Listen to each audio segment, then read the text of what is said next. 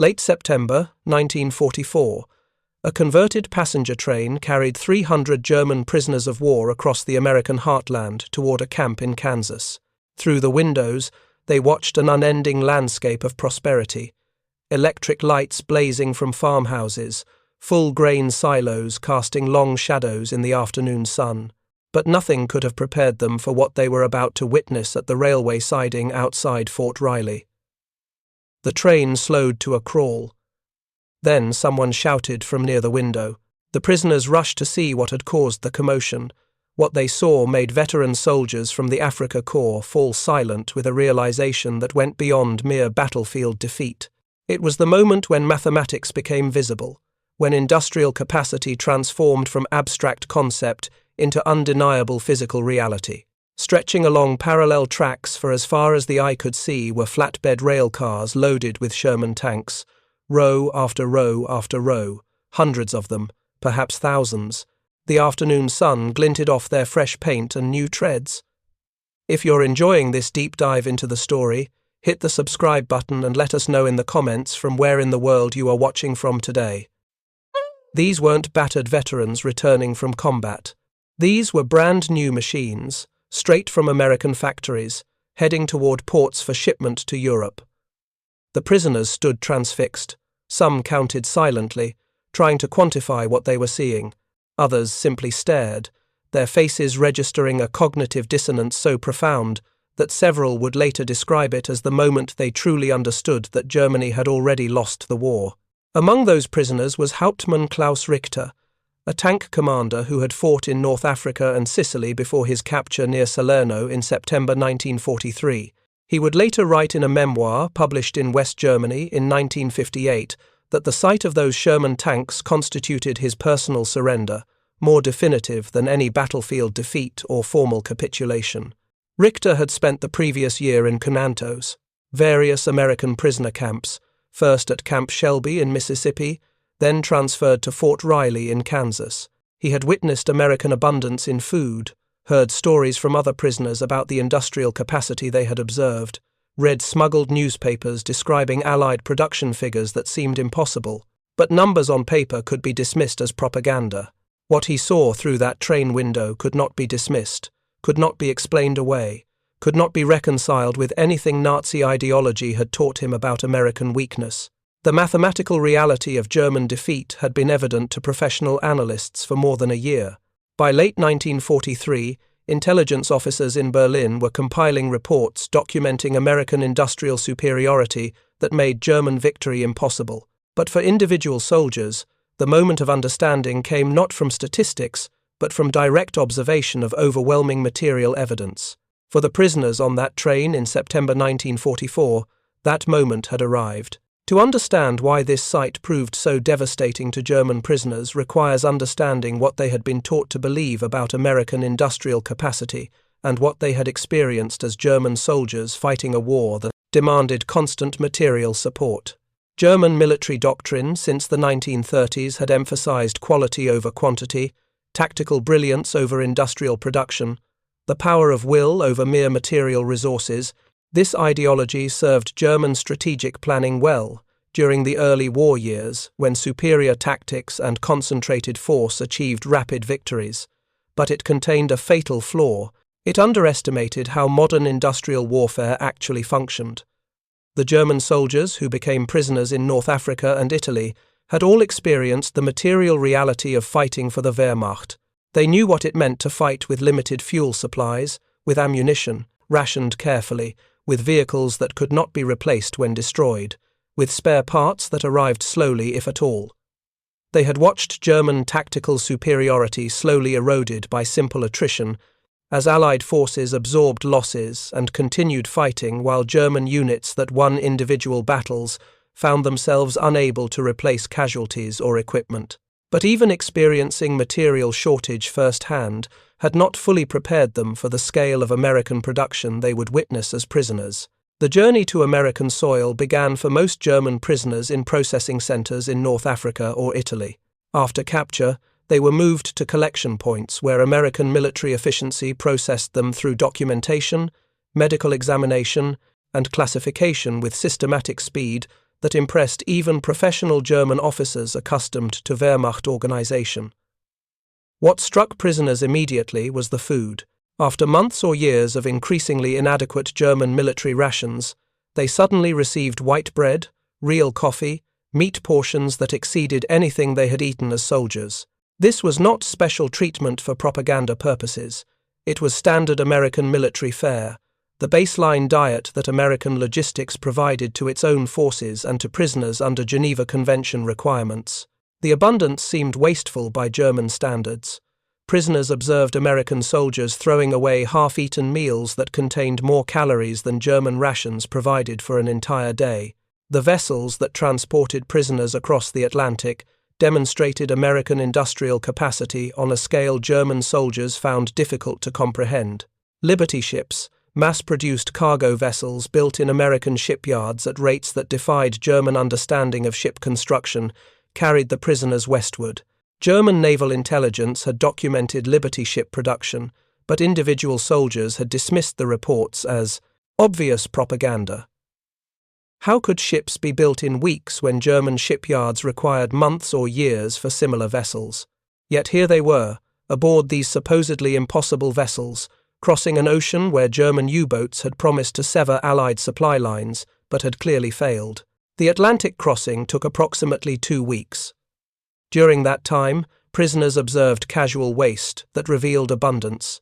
They found psychologically disturbing. Food was prepared in quantities that ensured no one went hungry, with surplus being discarded rather than carefully preserved. The ships themselves, equipped with radar and modern navigation equipment, represented technology. Germany considered experimental being used as standard equipment on cargo vessels. Arrival at American ports provided the first comprehensive view of industrial landscape that challenged every assumption Nazi propaganda had taught. Norfolk, New York, Boston, the ports sprawled across acres with simultaneous construction and repair operations that exceeded anything at German facilities. Prisoners counted dozens of vessels in various stages of construction or repair, observing in a single-day operations that exceeded the capacity of major German ports. But the rail journey to prison camps provided the most devastating initial revelation of American industrial reality. The prisoners traveled not in cattle cars or boxcars like German military transport, but in passenger coaches with seats, sometimes even with sleeping berths. Through the windows, they witnessed an electrified nation. Every small town blazed with lights. Rural areas that in Germany would have been in complete darkness glowed with illumination from farmhouses and barns. Factories operated night shifts with parking lots full of workers' private automobiles, a sight impossible in Germany where car ownership remained a privilege of the elite. Fritz Enslin, a tank gunner captured in North Africa and sent to Fort Leonard Wood in Missouri in 1943, later described his first impression of America. The comfortable train cars, the abundance of food, the obvious prosperity visible through the windows, all combined to create cognitive dissonance. "We had been told America was weak," he recalled in an interview decades later. "We had been told their society was collapsing, that they could not sustain military production. Yet everywhere we looked, we saw strength and abundance we had never known, even in peacetime Germany." The prison camps themselves challenged German expectations from the moment of arrival. Built rapidly but substantially, facilities like Camp Shelby in Mississippi, Fort Riley in Kansas, and Camp Carson in Colorado provided living conditions superior to what many prisoners had known as German soldiers. The United States operated over 500 camps across 46 states, housing more than 400,000 prisoners of war, mostly German but also Italian and a small number of Japanese. Camp construction followed systematic patterns developed by the Army Corps of Engineers. Wooden barracks featured electric lights, indoor plumbing, and heating systems as standard equipment. The infrastructure surrounding the camps, water treatment, electrical generation, sewage systems, represented engineering on a scale that exceeded many German municipalities. Medical facilities in the camps demonstrated American resources in ways that proved psychologically significant for German prisoners. Camp hospitals were equipped with modern X-ray equipment, surgical facilities, and pharmaceutical supplies that exceeded most German civilian medical facilities. American medical personnel used penicillin freely, a drug German forces could barely obtain for critical cases. German prisoners received dental care, treatment for chronic conditions, even eyeglasses and prosthetics. This medical abundance demonstrated that American resources extended beyond military necessity into what Germans considered luxuries. As autumn 1943 became winter, American labor shortages led to prisoner employment in agriculture and industry. This employment program, while economically necessary for America, provided German prisoners with unprecedented exposure to American methods. Prisoners worked on farms throughout the Midwest and South. They processed food in canneries. They performed forestry work. They helped construct roads and buildings. And through this work, they witnessed mechanization and efficiency that revolutionized their understanding of how modern economies functioned. The farms in Iowa, Nebraska, Kansas, and other Midwestern states astounded German prisoners accustomed to small agricultural plots worked by hand or with animal power. Single American farms encompassed more acreage than entire German villages. Tractors, combines, and other machinery allowed individual farmers to cultivate hundreds of acres. Hybrid seed corn developed through American agricultural research yielded substantially more than traditional varieties. Chemical fertilizers, which Germany desperately needed for explosives production, were abundant for agricultural use in America. Rural electrification had brought power to the vast majority of American farms, enabling mechanization and productivity impossible with manual labor. Prisoners working harvest seasons observed yields and efficiency that exceeded German agricultural capabilities by margins they found difficult to quantify. One American farmer with machinery could accomplish what required dozens of German agricultural workers using traditional methods. But it was the military equipment that provided the most direct and devastating evidence of American industrial superiority. Prisoners who worked near military installations observed the constant flow of new vehicles, weapons, and supplies. Those who were transported between camps sometimes passed through areas where military equipment was being staged for shipment, overseas. And occasionally, as happened to that trainload of prisoners in September 1944, they witnessed something that made abstract production statistics become concrete, undeniable reality. The Sherman tank represented American industrial philosophy made manifest.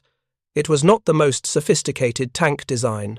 German tanks, like the Panther and Tiger, were superior in armor protection, gun power, and individual combat effectiveness.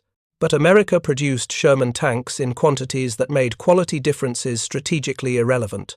Between 1942 and 1945, American factories built approximately 49,000 Sherman tanks. Production peaked in 1943 at 21,000 tanks, more than Germany's total tank production for the entire war. 11 different plants, operated by companies ranging from automotive manufacturers like Chrysler and Ford to locomotive builders like Baldwin and American Locomotive Company, to agricultural equipment makers produced Shermans using mass production techniques adapted from civilian industry. The Chrysler Tank Arsenal, a purpose-built facility funded by the government and operated by Chrysler Corporation, achieved peak monthly production of over 800 tanks. A single American factory was producing more tanks per month than Germany's entire tank industry, and this was just one of 11 facilities building Shermans. German intelligence services had documented these production figures. Captured American supply documents confirmed them. But for individual German soldiers, statistics remained abstract until confronted with physical evidence they could see with their own eyes. When those 300 prisoners on that train in September 1944 saw hundreds or thousands of new Sherman tanks stretching along parallel rail lines as far as they could see, the statistics became real. Hauptmann Klaus Richter, the tank commander among the prisoners, he understood immediately what he was witnessing. He had fought in North Africa, where German tactical superiority had been eroded by American material abundance. He had participated in battles in Sicily, where German forces won tactical victories, but found themselves unable to replace losses. While American units that suffered heavy casualties were fully re-equipped within days. He had studied, during his year in American captivity, captured German intelligence reports that documented American production capacity. But seeing those Sherman tanks made the knowledge visceral rather than intellectual. He later wrote about counting the flatbed cars as the train slowly passed the military loading area. He stopped counting after 200 because the numbers became meaningless. What mattered was not the precise count, but the overwhelming reality. America was producing tanks faster than Germany could destroy them. America was building weapons in quantities that made battlefield performance almost irrelevant through sheer numerical superiority. The scene burned itself into the memory of prisoners who witnessed it. Years later, men who had been on that train or similar transports would describe the moment with remarkable consistency. They described the silence that fell over previously talkative prisoners. They described the sense of despair that settled over even the most ideologically committed Nazis. They described the cognitive shift from hoping Germany might still win the war to understanding that defeat was mathematically certain. The sight of those Sherman tanks represented something more significant than merely one instance of American production. It represented a fundamental revelation about how modern industrial warfare functioned and how Germany had catastrophically misunderstood the nature of the conflict they had initiated. The German military tradition emphasized individual excellence, tactical brilliance, superior training, and quality equipment. These factors had won wars for centuries. A better trained soldier with superior equipment had always held advantages over numerically superior but less skilled opponents. German doctrine was built on this historical reality, refined through Prussian military tradition and German organizational efficiency. But World War II was different from all previous conflicts. It was the first truly industrial total war, where victory depended more on factory output than battlefield prowess. The nation that could produce more tanks, planes, guns, and ammunition would win through simple attrition, regardless of tactical considerations. This reality had become increasingly apparent to German military professionals by late 1943, but it took much longer for individual soldiers to fully comprehend what it meant. The prisoners who witnessed those Sherman tanks in September 1944 were confronting this reality in its most concrete form. To fully understand why this sight proved so psychologically devastating requires understanding the broader context of American industrial mobilization that prisoners gradually learned about through their captivity. The camps provided opportunities for education, both formal programs sponsored by American authorities and informal learning through observation and interaction. Camp libraries contained newspapers and periodicals that prisoners could read. Educational programs offered courses in English, American history, and democratic governance. Some prisoners attended lectures by university professors. Through these sources, prisoners learned details about American industrial capacity that explained what they observed. They learned that American steel production in 1943 reached 81 million tons, nearly 3 times German output of approximately 30 million tons. They learned that American aircraft production in 1943 totaled 85,000 planes compared to German production of approximately 20,000. They learned that American automotive production included 620,000 trucks in 1943, compared to Germany's approximately 100,000 trucks that had to serve both military and essential civilian needs. They learned that American petroleum production represented approximately 2/3 of total world output, while Germany depended on scarce synthetic fuel production and limited Romanian imports. Every statistic confirmed the same fundamental reality. America possessed industrial capacity that made German production look like cottage industry by comparison. And crucially, America was achieving this production while maintaining civilian consumption above pre-war levels. German civilians experienced severe rationing and sacrifice. American civilians experienced prosperity.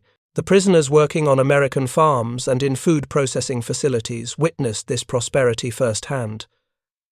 They saw abundance that seemed wasteful by German standards, food in quantities that exceeded immediate needs, consumer goods available for purchase, private automobiles owned by ordinary workers, housing conditions for American workers that exceeded what German professionals enjoyed. This broad prosperity achieved while fighting a global war demonstrated productive capacity beyond anything German prisoners had imagined possible. But it was military equipment that provided the most direct evidence relevant to understanding Germany's strategic position. And among military equipment, tanks represented industrial capacity in its most concentrated form. A tank required steel, precision machinery, engines, weapons, optics, electronics, and skilled assembly. If you find this story engaging, please take a moment to subscribe and enable notifications. It helps us continue producing in-depth content like this. Tank production demanded integrated industrial capability across multiple sectors. Countries that could produce tanks in large numbers demonstrated comprehensive industrial capacity.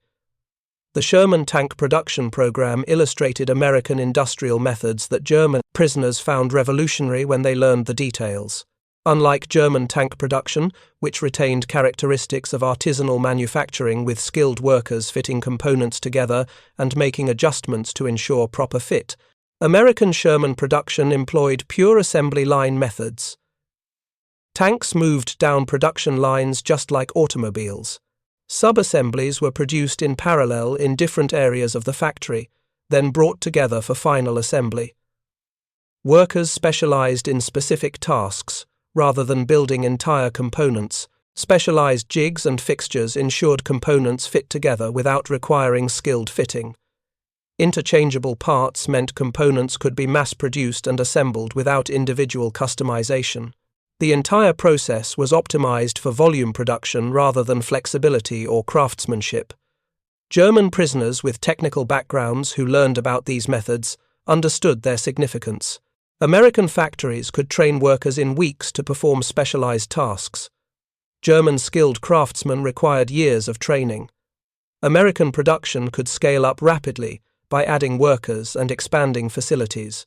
German production was constrained by limited numbers of skilled craftsmen and traditional manufacturing methods. The distributed nature of American Sherman production provided additional advantages.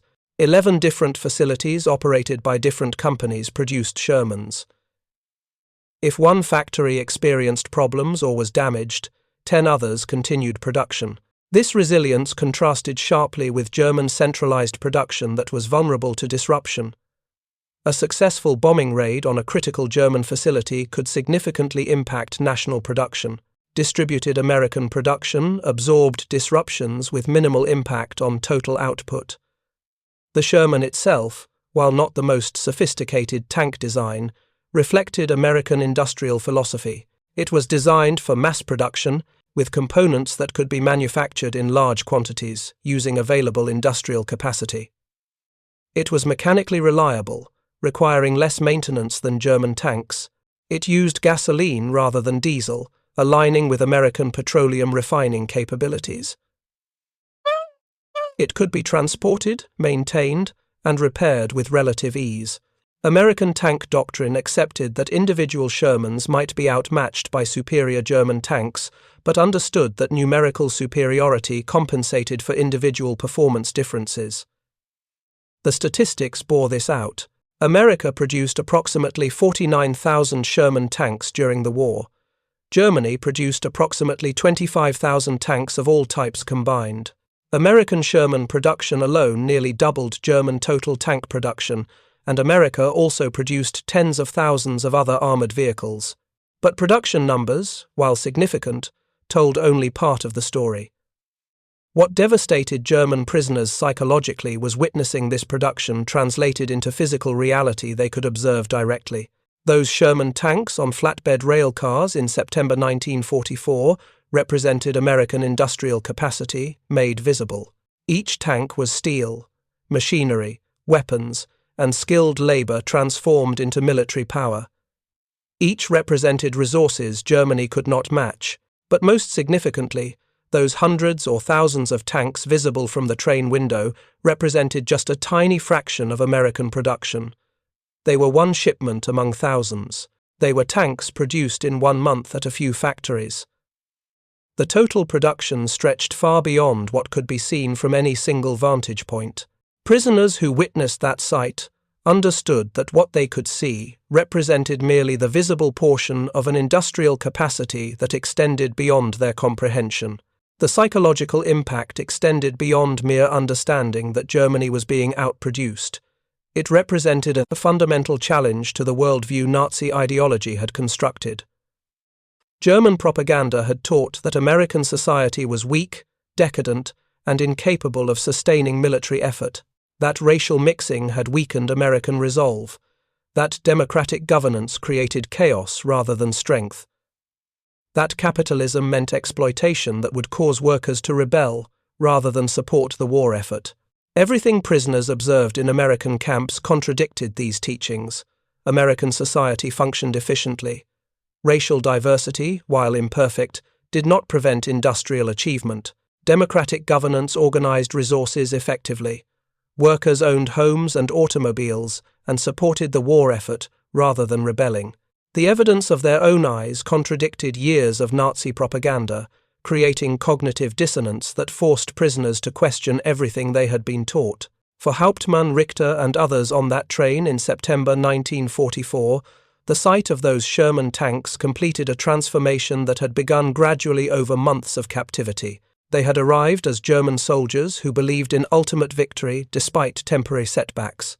They departed American captivity years later as men who understood that Germany's defeat had been inevitable from the moment America entered the war with its industrial capacity fully engaged.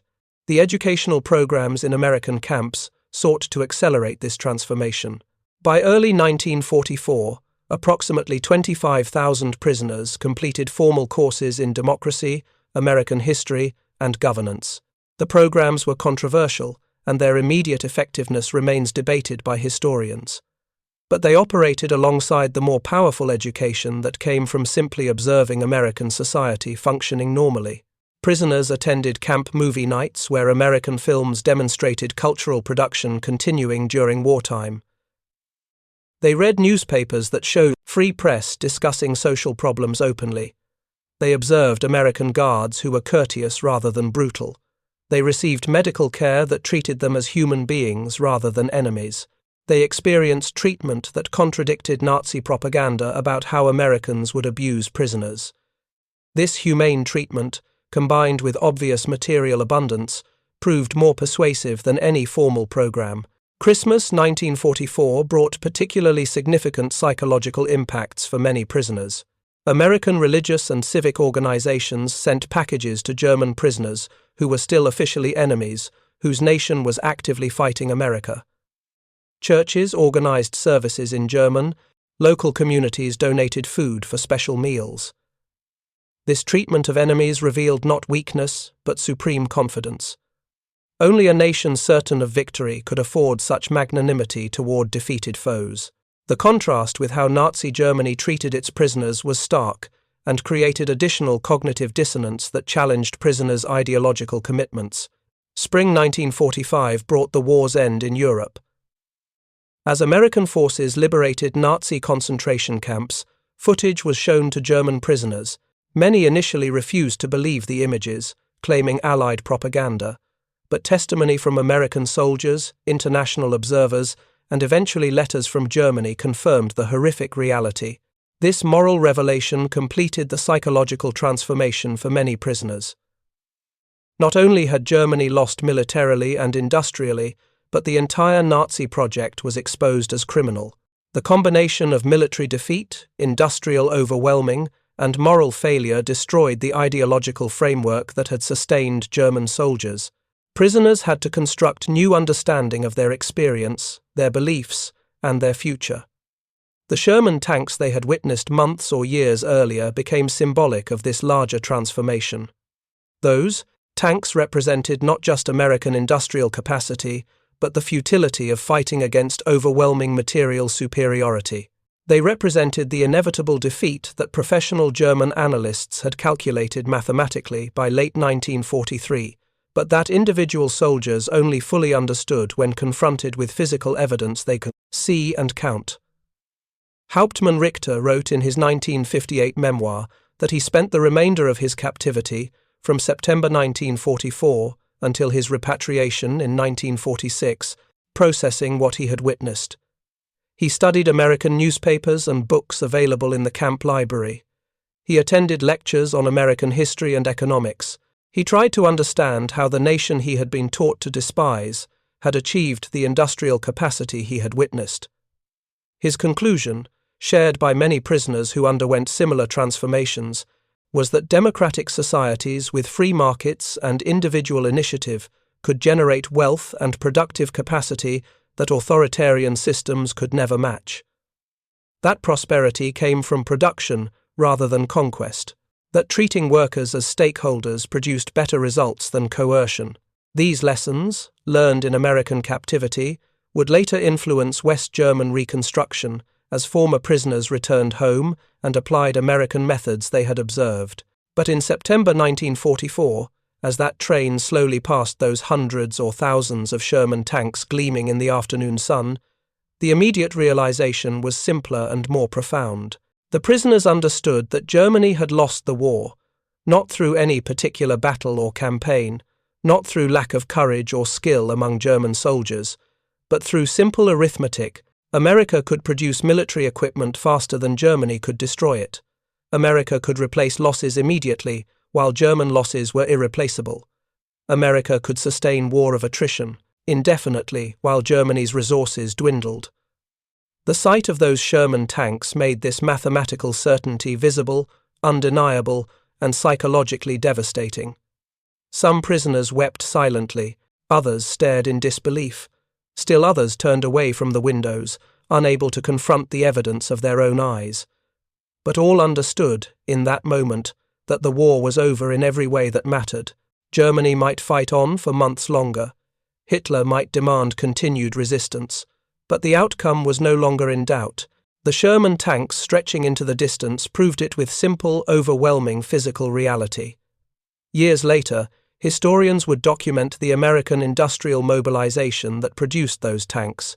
Between 1942 and 1945, American factories built approximately 300,000 aircraft, over 86,000 tanks, 2.5 million trucks, and vast quantities of every military necessity. The United States launched more naval vessels in 1943 alone than Japan produced during the entire war. American shipyards built Liberty ships so fast that by autumn 1943, all Allied shipping sunk since 1939 had been replaced. These production statistics exceeded even President Roosevelt's ambitious 1940 proclamations that German leadership had dismissed as impossible propaganda. But for the prisoners on that train in September 1944, the statistics remained academic. What mattered was what they could see with their own eyes. Sherman tanks by the hundreds, perhaps by the thousands. New machines with fresh paint heading toward Europe, where German forces still fought with dwindling equipment, inadequate fuel, and no possibility of replacement. The prisoners' return to their camp that day changed men. Over the following weeks and months, those who had witnessed the Sherman tanks described what they had seen to other prisoners. The story spread through the camps, each telling adding details or emphasis. The number of tanks grew in some tellings, shrank in others, but the essential truth remained consistent. America was producing military equipment on a scale Germany could not match or even approach, and this meant Germany's defeat was certain, not possible or likely, certain. The education programs in the camps gained different significance after prisoners witnessed such overwhelming evidence of American capacity. Lectures on American democracy and free markets were no longer abstract political theories but explanations for observed reality. Prisoners wanted to understand how American society had achieved the productive capacity they had witnessed. They studied American history, economic systems, political institutions, trying to comprehend what had enabled such industrial might. For many, this intellectual journey led to fundamental changes in political and economic beliefs. They came to accept that democratic governance could organize resources more effectively than authoritarian command, that free markets could generate wealth more efficiently than state control, that individual initiative produced better results than imposed discipline. These lessons, learned in American prison camps through observation and study, would later influence West German reconstruction and the economic miracle of the 1950s. Former prisoners of war who returned to Germany brought with them knowledge of American methods. They had seen how American agriculture used mechanization to multiply productivity, They had observed American industrial techniques that prioritized volume production and continuous improvement. They had witnessed American management methods that emphasized delegation and worker participation. They had learned about American financial systems that used productive credit to enable economic growth. These former prisoners became architects of German reconstruction, implementing methods they had observed during captivity. But in September 1944, such long-term consequences lay in an unknowable future. In that moment, as the train carrying prisoners slowly passed those hundreds or thousands of Sherman tanks, the immediate reality was simpler and more devastating. The prisoners understood they had witnessed the physical manifestation of Germany's defeat. Those tanks represented American industrial capacity that could not be matched or overcome. Each tank was proof that Nazi propaganda had lied about American weakness. Each tank was evidence that Germany's defeat was mathematically certain. Each tank was a steel monument to the futility of continued resistance. The prisoners returned to their barracks that evening, quieter than usual. Guards noticed the change in mood but did not understand its source. They could not know that the prisoners had witnessed something that completed their psychological defeat more thoroughly than any battlefield surrender. Over the following days, the prisoners processed what they had seen. Discussions in the barracks focused on what those Sherman tanks meant for Germany's strategic position. Even prisoners who remained ideologically committed to Nazi ideology could not explain away the physical evidence they had witnessed. The conversations gradually shifted from whether Germany could still win to how long until defeat and what would happen afterward.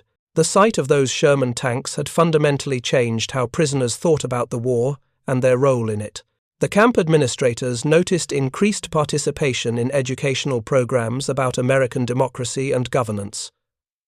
Prisoners who had previously resisted such programs now attended lectures and asked questions. They wanted to understand how American society had achieved what they had witnessed. The educational curriculum gained relevance it had previously lacked. Instead of seeming like propaganda, it offered explanations for observed reality. Prisoner newspapers published in the camps reflected this transformation.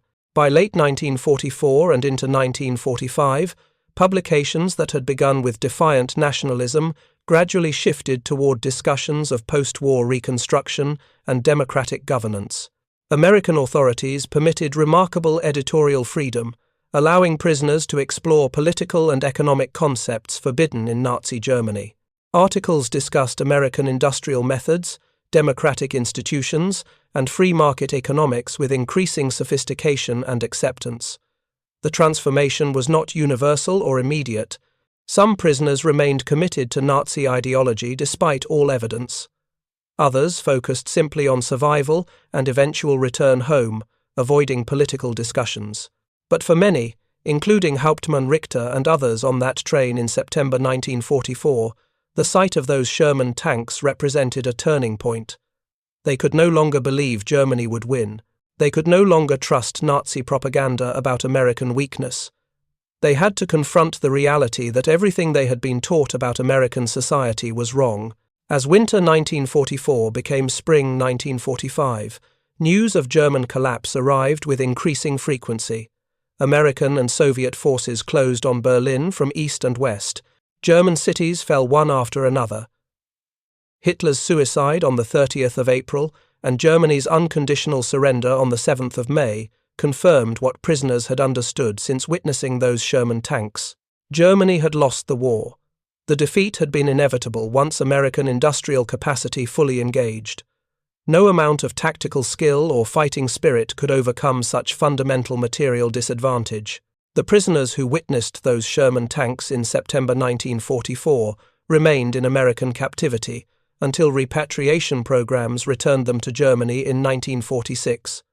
They returned to a devastated homeland, where their testimony about American industrial capacity helped explain how Germany had lost. They became witnesses to American power and, for many, advocates for adopting American methods during Reconstruction. Hauptmann Klaus Richter returned to what would become West Germany and eventually became an industrial consultant, helping German companies implement American production techniques he had observed and studied during captivity. In his 1958 memoir, he devoted an entire chapter to describing the sight of those Sherman tanks and what it had meant for his understanding of the war and Germany's defeat.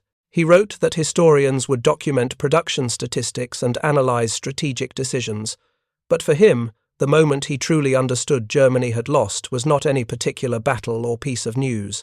It was watching hundreds or thousands of brand-new Sherman tanks roll past on flatbed rail cars while he rode as a prisoner through the American heartland in September 1944.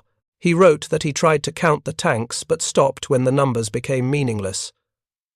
What mattered was not the precise count, but the overwhelming reality.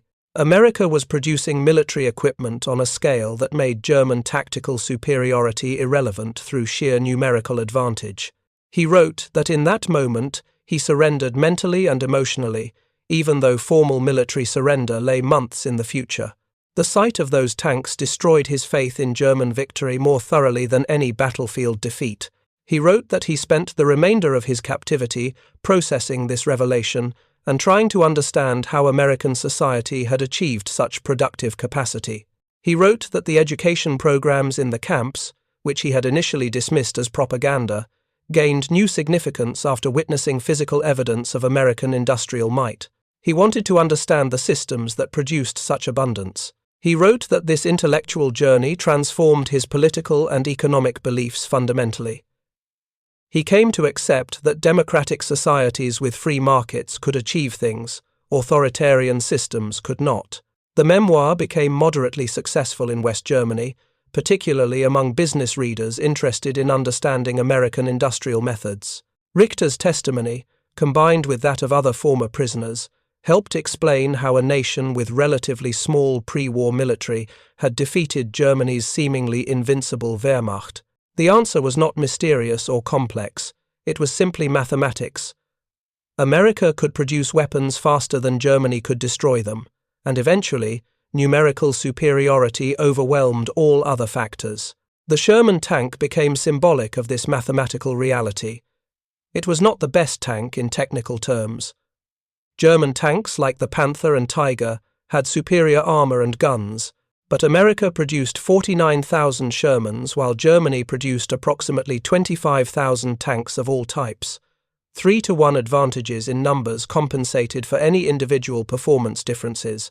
A single Tiger tank might destroy 5 Shermans in combat, but America could send 15 Shermans and overwhelm the Tiger through pure numbers. The prisoners who witnessed those hundreds or thousands of Sherman tanks in September 1944 understood this calculus viscerally, even if they could not articulate it precisely. They saw American industrial capacity made manifest. They saw proof that Germany's defeat was mathematically certain, regardless of battlefield performance.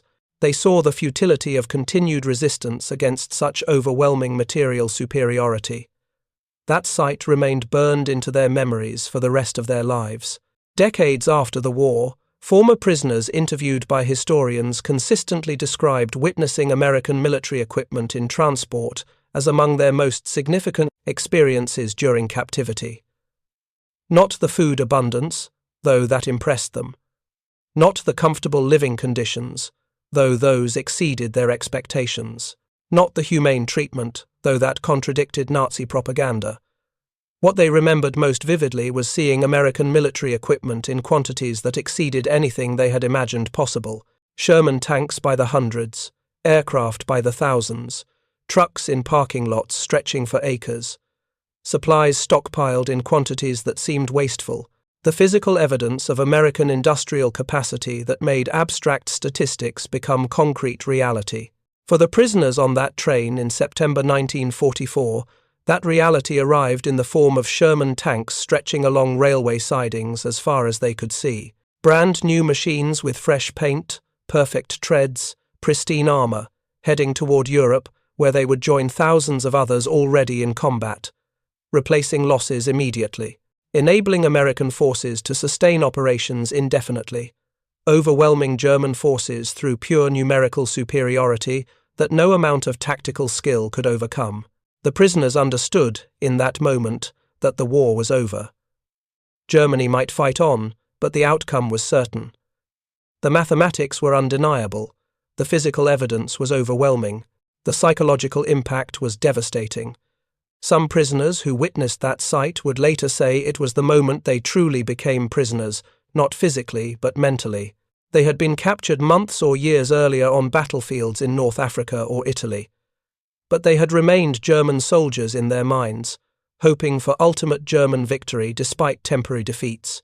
The sight of those Sherman tanks completed their capture by destroying the last remnants of hope. They became, in that moment, not German soldiers temporarily detained, but defeated enemies who understood their cause was lost. The transformation would continue over the following months as they observed more evidence of American capacity and studied systems that produced such abundance. But September 1944 marked the decisive moment when abstract knowledge became visceral understanding.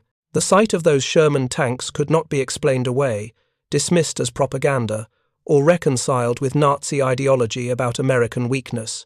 They were real, visible, countable physical evidence that Germany had lost the war through simple industrial mathematics. Years after the war ended, the story of German prisoners witnessing American military equipment in transport became part of the larger narrative of how Germany lost World War II.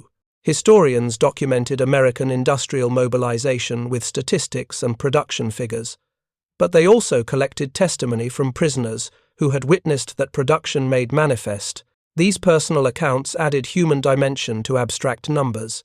They described the psychological impact of confronting overwhelming material evidence. They captured the moment when ideology collapsed under the weight of observable reality. They preserved the memory of men who understood, in a single moment of revelation, that everything they had believed was wrong and that defeat was certain. For some prisoners, this revelation brought despair. For others, it brought strange relief. The burden of hoping for impossible victory was lifted. They could focus on survival and eventual return rather than clinging to fantasies of German triumph. For still others, it brought intellectual curiosity. They wanted to understand how American society had achieved such productive capacity. This curiosity would later motivate many former prisoners to study American methods and implement them during German Reconstruction. September 1944, all such long-term consequences remained unknowable. In that moment, watching Sherman tanks roll past on flatbed rail cars, the prisoners experienced only the immediate shock of understanding that Germany had lost through industrial mathematics they could see and count. The train eventually continued its journey toward Fort Riley. The Sherman tanks disappeared behind them, but what the prisoners had witnessed remained burned into memory with perfect clarity. That evening, back at their camp, they described what they had seen to prisoners who had not been on the transport. The story spread through the compound like wildfire. Discussions continued late into the night as men processed the implications of overwhelming American production capacity made visible. Spring 1945 brought Germany's collapse. As American forces liberated Nazi concentration camps, footage was shown to German prisoners. Many initially refused to believe the images, but the evidence proved undeniable. This moral revelation completed what those Sherman tanks had begun. Germany had lost not only militarily through inferior industrial capacity, but morally through crimes of unprecedented horror. The combination destroyed whatever remained of Nazi ideology in prisoners' minds. Repatriation began in late 1945 and continued through 1946. Hauptmann Klaus Richter returned to devastated Germany in March 1946.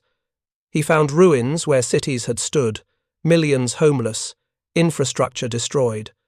But he also found opportunity. The destruction required reconstruction, and former prisoners who understood American methods became valuable resources. Richter became an industrial consultant, advising German companies on American mass production techniques he had studied during captivity. His 1958 memoir devoted an entire chapter to witnessing those Sherman tanks. He described the moment with vivid detail, the silence that fell over the prisoners, the realization that defeat was mathematically certain, the beginning of his transformation from Nazi soldier to advocate for democratic capitalism. The chapter resonated with German business leaders seeking to understand American industrial methods during Reconstruction. Other former prisoners published similar accounts over subsequent decades, describing moments when they understood German defeat was inevitable through witnessing overwhelming American capacity. The economic miracle that transformed West Germany in the 1950s incorporated many methods former prisoners had observed: agricultural mechanization, mass production techniques, quality control procedures, worker participation programs, all reflected American influences that former prisoners helped introduce. They became architects of reconstruction, implementing systems they had witnessed during captivity. A 1985 reunion in Austin, Texas, brought together over 500 former prisoners. Now elderly men with successful careers in West Germany, they returned to America with families to show where their transformation had begun. At a dinner, organizers asked attendees to share when they understood Germany had lost. Multiple prisoners described witnessing Sherman tanks in quantities that shattered all remaining hope. The story of German prisoners witnessing 18,000 Shermans, or hundreds, or thousands, the precise number mattered less than the overwhelming reality, ultimately demonstrates a profound truth about modern warfare. Industrial capacity determines victory in conflicts between industrial nations. The prisoners arrived believing in German superiority and American weakness. They departed understanding that American industrial democracy represented civilization that had defeated not just German armies, but the entire ideological foundation of Nazism through simple, overwhelming production capacity. Those Sherman tanks they witnessed rolling past in September 1944 symbolized this mathematical certainty. Each tank represented resources Germany could not match. Together, they proved that defeat was inevitable, that courage and skill meant nothing against such material superiority, that the war was over in every way that mattered long before formal surrender. Thank you for watching. For more detailed historical breakdowns, check out the other videos on your screen now, and don't forget to subscribe.